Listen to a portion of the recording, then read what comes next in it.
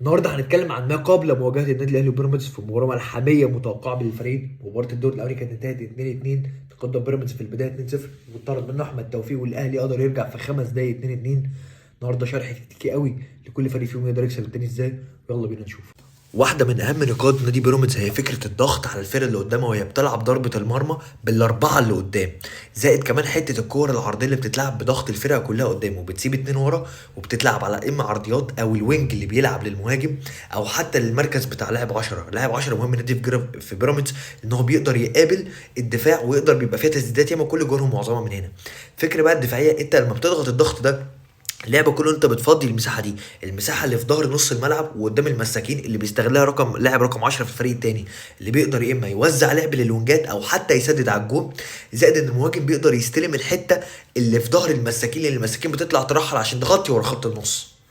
زي ما قلنا ان اهم لاعب هيكون موجود في منظومه النادي الاهلي هو اللاعب امام عاشور. امام عاشور لازم يلعب في مركز 10 ومتامن وراه باكرم توفيق ومروان عطيه، ويقدر يستغل الحته اللي في ظهر اتنين نص الملعب بتوع بيراميدز اللي بيبقوا زايدين، وتقدر تحرك بيها لعب صح قوي بمعلمه في حته ايه، حته اللعب في ظهر الباكات اللي هم الشيبي وكريم حافظ، او حتى التسديد على الجون. طب في الحاله الدفاعيه افضل بالبدء بطاهر، وعلى الناحيه الثانيه معاك بن شرقي، وامام عاشور يقدر يغطي الحته دي، ويبقى عندنا الباكين اليمين بيبقى عندنا محمد هاني، وهفضل البدء بالعش عشان نقدر نقفل المساحات في الباكات. والاهم حاجه معاه المساحه اللي بين المساكين وبين نص الملعب لازم تتقفل، لازم الحته دي عشان نمنع التسديد على الجون، وباذن الله نقدر نكسب بيراميدز.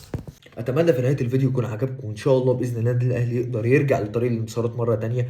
لسه الموسم، لسه نقدر ننافس على الدوري كمان، ولسه عندنا عايزين نركز لماتش داونز وناخد ثقه تكسب بيراميدز. ماتش مهم، وبرضه هتركب المنافس نفسيا، وبيراميدز لو كسبته بيراميدز هيخسر الدوري، وتقدر باذن الله باذن الله لقب غالي جدا للنادي الاهلي يتضاف السنه دي.